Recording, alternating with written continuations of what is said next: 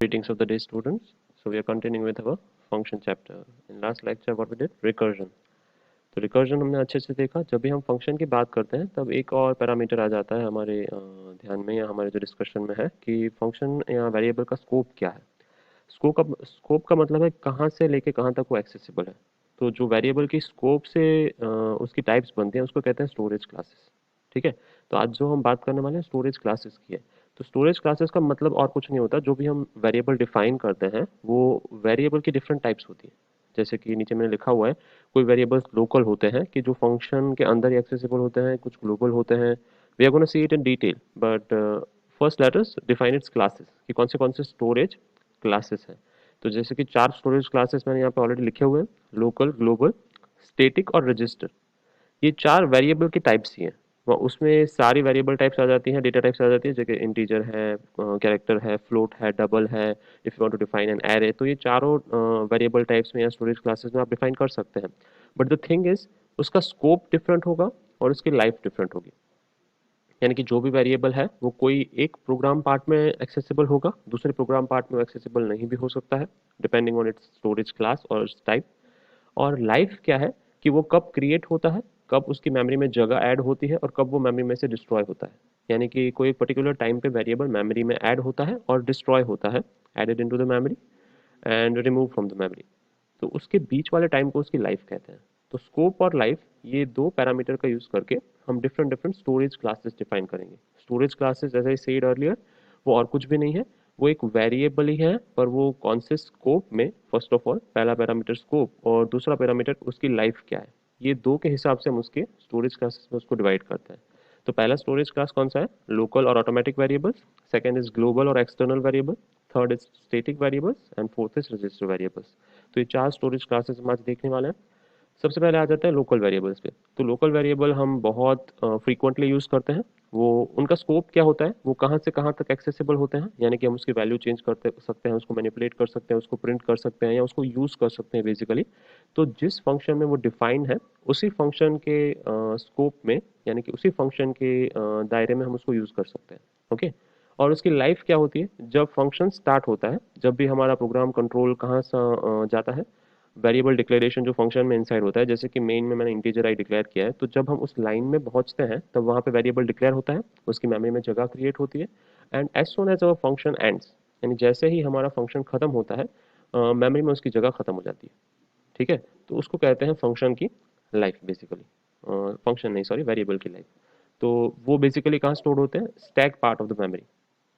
Memory के बहुत सारे पार्ट्स होते हैं. मेमोरी में different different types of parts होते हैं. या जैसे कि स्टैक है, रजिस्टर है. ये मेमोरी पार्ट्स क्या होते हैं, कैसे काम करते हैं, that you will learn for the studies when you study different subjects. But for a while shortly मैं आपको बता देता हूँ कि स्टैक क्या होता है. वन टाइप ऑफ मेमोरी होती है जिसमें एलिमेंट्स एक दूसरे के ऊपर स्टोर किए जाते हैं. जैसे आपको पता है स्टैक ऑफ बुक्स, यानी एक दूसरे के ऊपर जब मैं बुक्स रखता हूँ तब मैं स्टोर किस ऑर्डर में करता हूँ? सबसे पहले नीचे वाली बुक स्टोर करता हूँ, देन उसके ऊपर वाली book second number, this is third number and this is fourth number.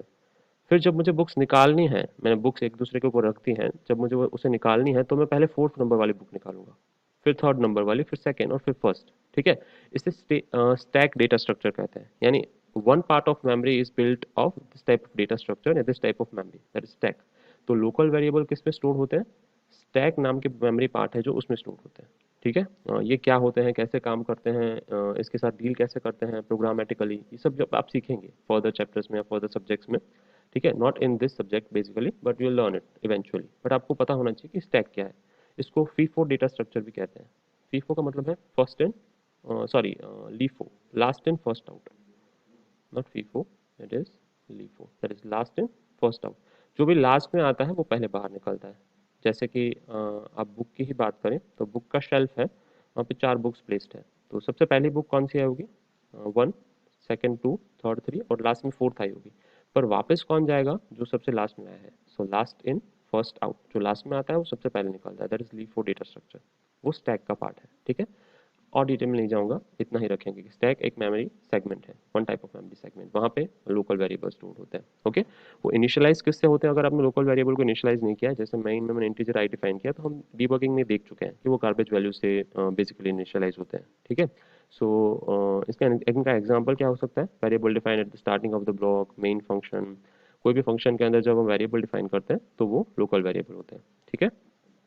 Let's have a look at the example. जैसे कि void main है, void main में मैंने इंटीजर x लिखा हुआ है स्टार्टिंग में ही, तो वो एक लोकल वेरिएबल है। वो हम इसमें फंक्शन वन में एक्सेस नहीं कर सकते हैं, ठीक है। यहाँ पे आपने जो भी मैनिपुलेट किया है इसका यहाँ पे लाइफ खत्म हो जाता है, उसका स्कोप यहाँ पे खत्म हो जाता है, इसके बाहर आप उसको एक्सेस नहीं कर सकते। यानी कि आप वापस अगेन फंक्शन वन में x डिफाइन कर सकते हैं और यूज़ भी कर सकते हैं, फंक्शन टू में भी x डिफाइन करके यूज़ कर सकते हैं। उनका स्कोप और उनका काम डिफरेंट होगा, ठीक है। So it's up to you how you use it basically, ठीक है। अगर आप x है वो यहाँ पे डिफाइन नहीं है, let's say void function two में x डिफाइन नहीं है, और आप ये x की वैल्यू यहाँ पे यूज़ करने की ट्राई करते हैं या मेन की वैल्यू आप यहाँ पे यूज़ करने की ट्राई करते हैं, तो वो ऑब्वियसली सपोर्ट नहीं करेगा, ठीक है। सिमिलरली लोकल वेरिएबल में क्या है? Scope of I from main block, यानी कि एक मेन मैंने यहाँ पे डिफाइन किया है, कोई भी ब्लॉक में हम वेरिएबल डिफाइन कर सकते हैं। ब्लॉक का मतलब है जहाँ से कर्ली ब्रैकेट स्टार्ट होता है और जहाँ तक कर्ली ब्रैकेट जाता है। तो कर्ली ब्रैकेट का स्टार्टिंग यहाँ पे है, कर्ली ब्रैकेट का एंडिंग यहाँ पे है, तो इन दोनों के बीच में हम कोई भी नया वेरिएबल डिफाइन कर सकते हैं, ठीक है। You might have not have known this, आपको ये पता नहीं होगा क्योंकि हमने ये नहीं देखा है। जैसे कि मैंने void integer i is equal to 5 यहाँ पे दिखा है, void मेन में हमारा फर्स्ट स्टेटमेंट है, मैंने एक इंटीजर i नाम का वेरिएबल डिफाइन किया है जिसको 5 वैल्यू असाइन की है। और सिमिलरली मैंने फॉर लूप के अंदर एक वेरिएबल i डिफाइन किया है, तो obviously this should throw me an error कि ऑलरेडी मेन फंक्शन में जो i का स्कोप है वो पूरे फंक्शन के ऊपर है, तो आप दूसरा आई वेरिएबल फॉर्म में नहीं डिफाइन कर सकते। You might have thought this, but ये आपको एरर थ्रो नहीं करेगा। जब भी कोई एक वेरिएबल का स्कोप ओवरलैप होता है, बेसिकली ये आई है वो through out the function main define है, और ये जो आई है इंटरनल फॉर वाला वो सिर्फ फॉर लूप में डिफाइन है। तो जब भी कोई भी वेरिएबल का स्कोप ओवरलैप होता है तब अंदर जो स्टेटमेंट लिखे हुए हैं, यहाँ पे मैंने I is equal to I plus two किया हुआ है, अगर आप इस आई को अंदर प्रिंट करेंगे फंक्शन के अंदर तो आपको क्या वैल्यू मिलेगी? 3। आई की वैल्यू 2 इंक्रीमेंट होकर आपको 3 मिलेगी बेसिकली फंक्शन के अंदर।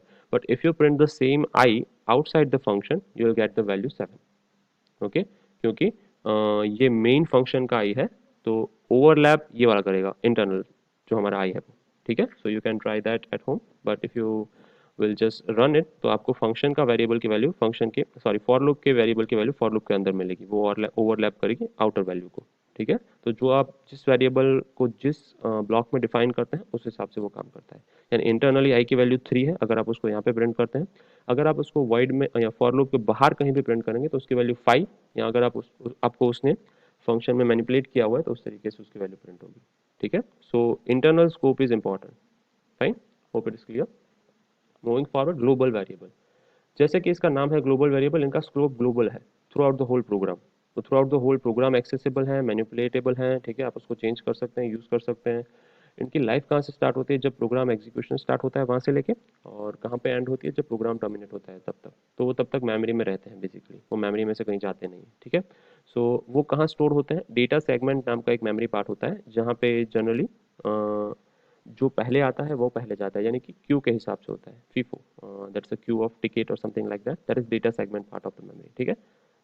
FIFO, first in first out, जो पहले आता है वो पहले जाता है, ठीक है। उस तरीके से हम डेटा सेगमेंट पार्ट यूज करते हैं फॉर ग्लोबल वेरिएबल। जो भी ग्लोबल वेरिएबल डिफाइन होते हैं इनका मेन काम है कि मल्टीपल फंक्शंस में हम इनको यूज करना चाहते हैं, ओके।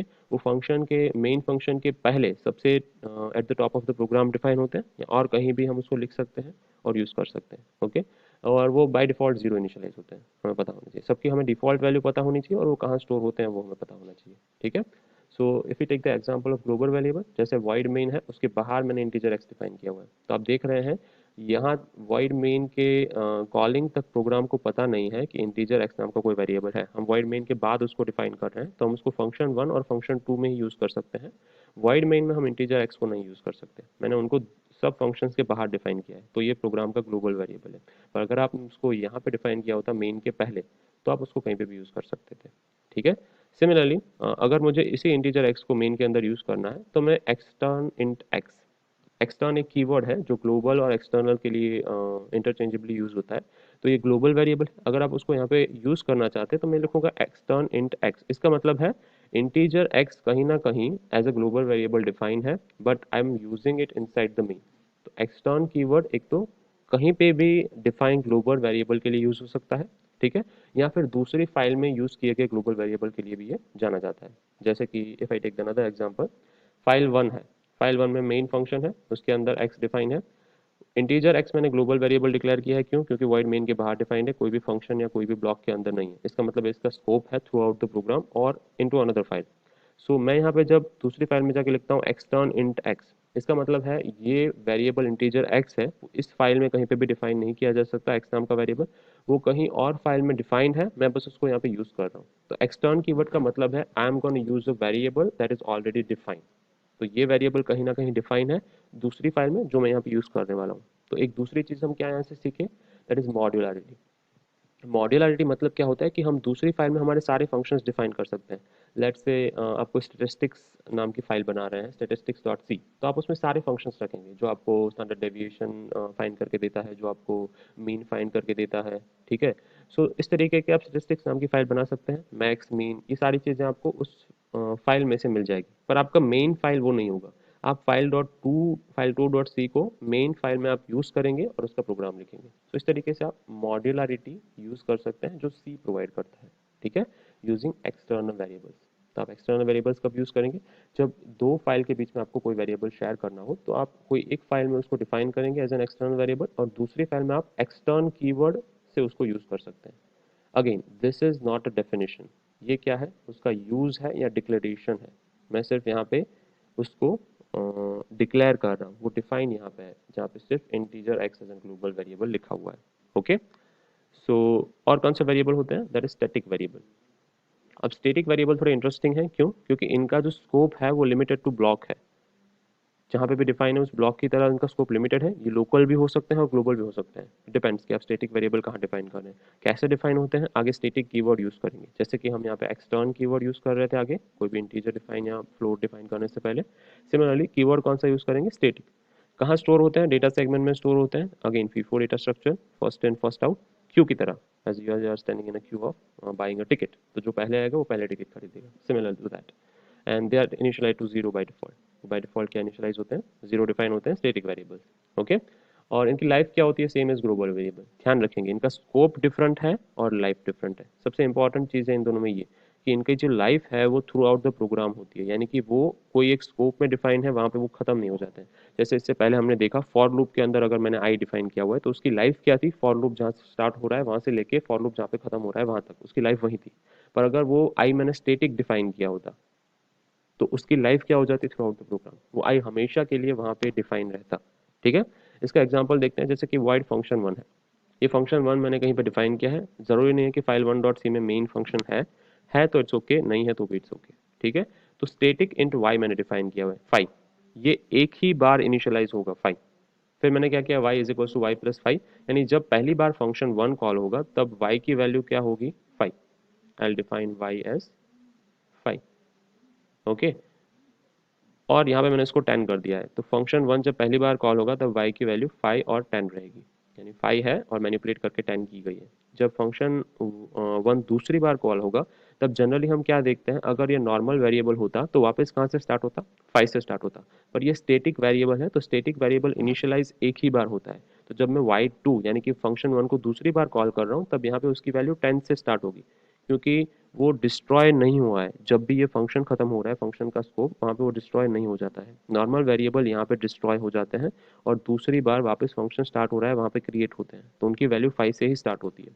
बस स्टेटिक वेरिएबल क्या है, यहाँ पे खत्म नहीं हो जा रहा है, उसकी वैल्यू 10 से स्टार्ट होगी, अगेन मैनिपुलेट होकर क्या हो जाएगी 15 हो जाएगी, क्योंकि ये स्टेटमेंट उसको मैनिपुलेट कर रहा है। कौन सा statement, y is equal to Y plus 5। यहाँ पे भी 10 वैल्यू किसने की थी, यही स्टेटमेंट ने की थी, और दूसरी बार 15 वैल्यू भी इसी ने की थी, sorry. Okay, similarly when we call this function third time, वो उसकी इनिशियल वैल्यू क्या होगी 15 और मैनिपुलेट होगी उसकी वैल्यू क्या हो जाएगी 20। तो जब ऐसे फंक्शन हमें बनाना है या ऐसे वेरिएबल्स हमें यूज करने हैं जिनका स्कोप स्टेटिक हो, अगेन मैं बोल रहा हूँ जिनका स्कोप क्या हो, लिमिटेड हो, पर उनकी लाइफ क्या हो, थ्रू आउट द प्रोग्राम हो, ऐसे वेरिएबल अगर आपको बनाना है तो आप स्टेटिक वेरिएबल यूज करेंगे। Okay, it depends on your application and how you want to use it. दूसरा स्टेटिक वेरिएबल का फायदा क्या है, अगर मैं कोई ग्लोबल वेरिएबल को स्टेटिक बनाता हूँ, ग्लोबल यानी कि वो फंक्शन के अंदर डिफाइन नहीं है, तो हम दूसरे वेरिएबल में से उसको एक्सेस नहीं कर सकते। ठीक है, let me just try to understand this what we are trying to say here.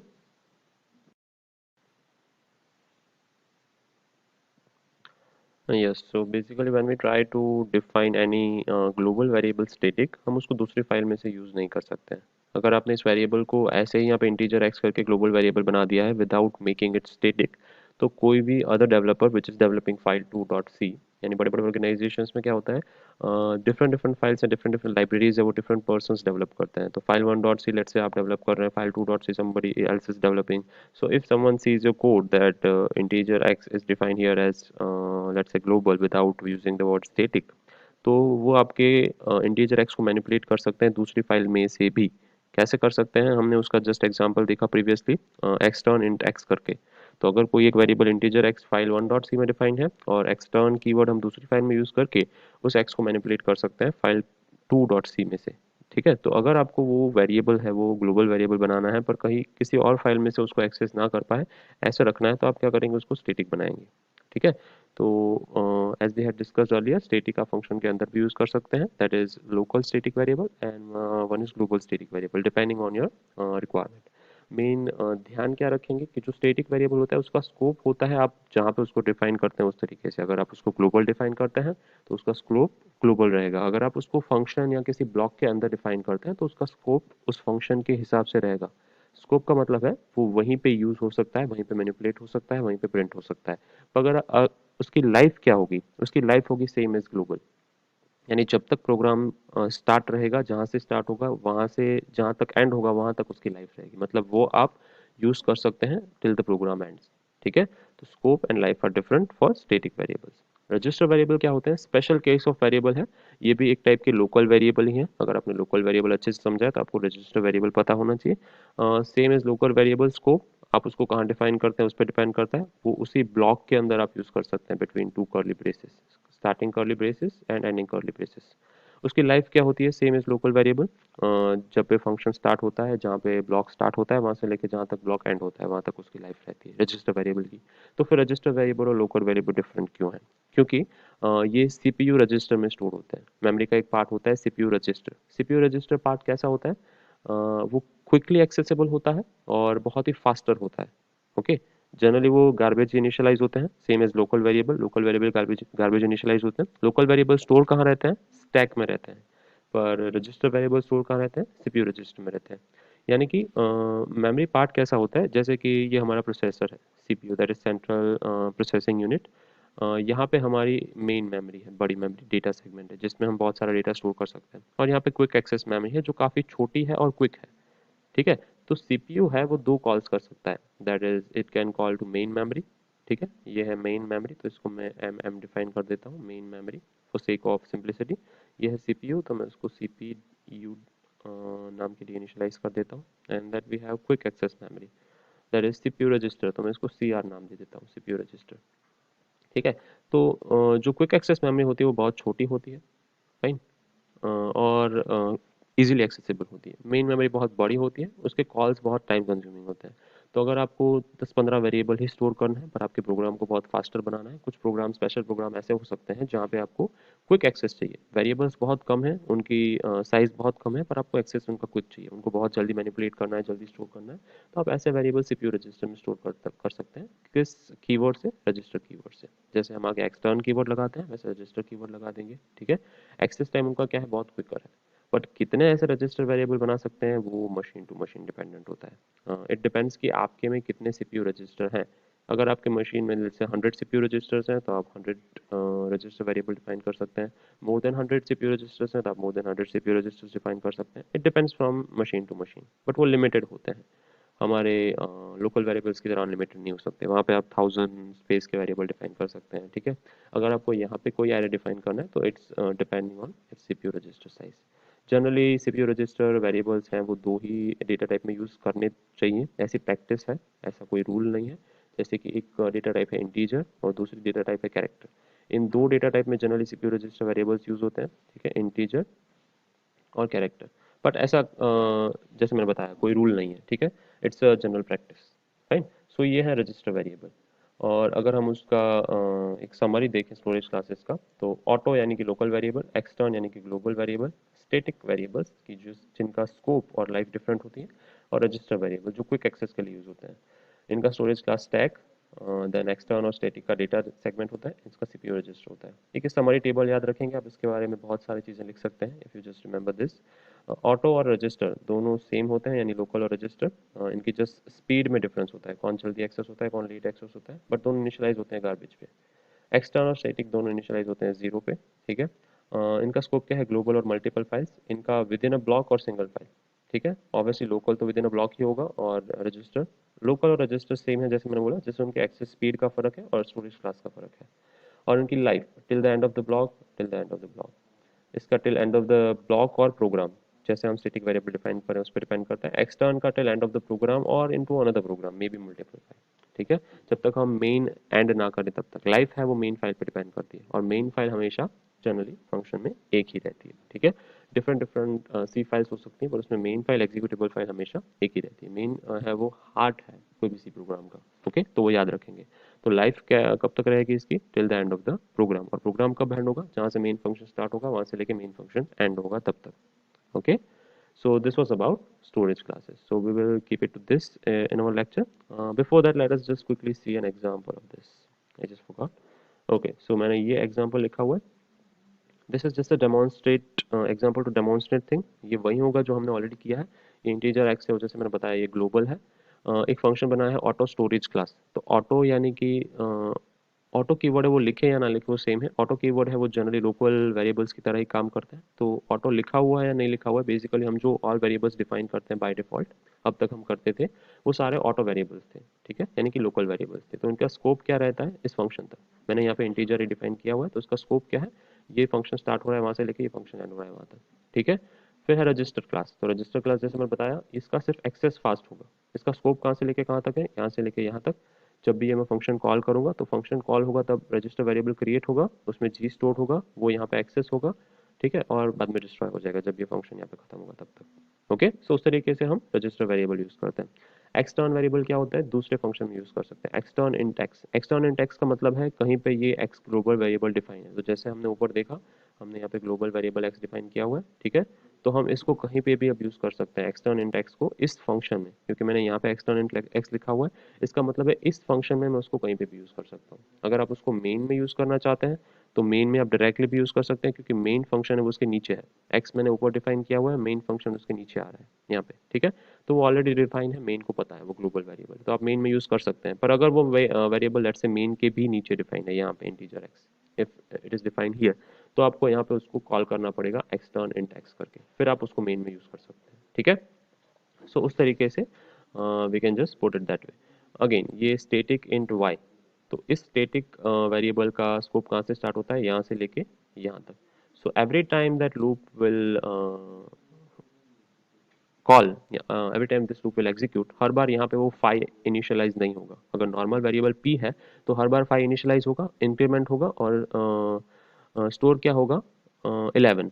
ठीक है, सो अगर आप यहाँ पे प्रिंट करें तो 11 होगा लूप के हिसाब से। पर y है वो हर बार बढ़ता जाएगा, क्योंकि वो स्टैटिक वेरिएबल, जैसे मैंने बताया y की लाइफ क्या होती है, प्रोग्राम स्टार्ट होता है वहां से लेके प्रोग्राम एंड होता है वहां तक। ठीक है, तो अंडरस्टैंड करना है, स्टैटिक वेरिएबल अगर हम ब्लॉक में डिफाइन करते हैं और नॉर्मल ऑटो वेरिएबल डिफाइन करते हैं, उन दोनों को लूपिंग स्ट्रक्चर में यूज करते वक्त जब उनको मैनिपुलेट करते हैं तो डिफरेंस क्या होता है। ठीक है, just try to understand this, I will run it and will see the output. Okay, so पहले हम ऑटो वेरिएबल देख रहे हैं, तो सॉरी ग्लोबल वेरिएबल देख रहे हैं। तो ग्लोबल वेरिएबल इनिशियली हमने इनिशियलाइज नहीं किया था, पर वो एज ए जीरो इनिशियलाइज हो जाता है खुद ब खुद। फिर हमने उसको मैनिपुलेट किया कहीं पे कोई फंक्शन में, एक्सटर्न फंक्शन में, तो उसकी वैल्यू 2 हो गई, मैंने एक्सटर्न के अंदर ही प्रिंट किया हुआ था। And then static class. Okay, why है वो मैंने एज ए स्टैटिक डिक्लेयर किया हुआ inside the loop. Okay, declaration only once occur होगा और वो मैनिपुलेट होता जाएगा। तो y की वैल्यू 6 7 8 9 हो रही है, जैसे कि आप देख रहे हैं, क्योंकि वो स्टैटिक वेरिएबल है। वो डिफाइन और डिक्लेयर एक ही बार होता है, इनिशियलाइज एक ही बार होता है, पर हर बार उसको अपडेट किया जाता है। और p की वैल्यू इटरेशन में 11 ही रह रही है, क्यों, क्योंकि वो ऑटो वेरिएबल है, जैसे कि आप यहाँ पे देख पा रहे हैं। p मैंने डिफाइन किया हुआ है, p भी प्लस प्लस कर रहा हूँ, पर वो स्टैटिक नहीं है। यानी कि हर बार जब वो फॉर लूप में फर्स्ट टाइम यहाँ पे आएगा नेक्स्ट इटरेशन के लिए, तब वो p वापस डिफाइन करेगा, उसकी वैल्यू 10 करेगा। पर y हर बार डिफाइन नहीं करेगा, y एक ही बार डिफाइन होता है जब वो फर्स्ट टाइम आता है तब, और उसकी वैल्यू वो मेमोरी में से फैच करेगा, क्योंकि उसको पता है स्टैटिक वेरिएबल ऑलरेडी डिफाइन है। ठीक है, so it is working that way. So y और p डिफरेंट है, ये स्टैटिक है, ये नॉन स्टैटिक है। ठीक है, loop ends, loop starts. Similarly storage class, तो स्टोरेज क्लास ऑल्सो डेमोन्स्ट्रेटेड। तो स्टोरेज क्लास का प्रोग्राम यहाँ पे खत्म होता है। रजिस्टर वेरिएबल हमें पता है रजिस्टर वेरिएबल क्या होता है। हम स्टार्ट कहाँ से करते हैं, ऑटो वेरिएबल से फंक्शन में। फिर रजिस्टर वेरिएबल और ऑटो वेरिएबल दोनों सेम है, जस्ट उनकी स्पीड का डिफरेंस है। ओके, और एक्सटर्न वेरिएबल हम कहीं पे भी यूज कर सकते हैं throughout the program. Fine, I have not demonstrated file 1 and file 2.c, but you can file it on your own. आप दोनों फाइल में से एक्स को रिफर कर सकते हैं और मैनिपुलेट कर सकते हैं। Just write and get back to me if you can't do it. Okay, so आज register variable sorry storage classes में इतना ही रखते हैं। Next time we will see pointers. Okay, I hope this is clear. Good day.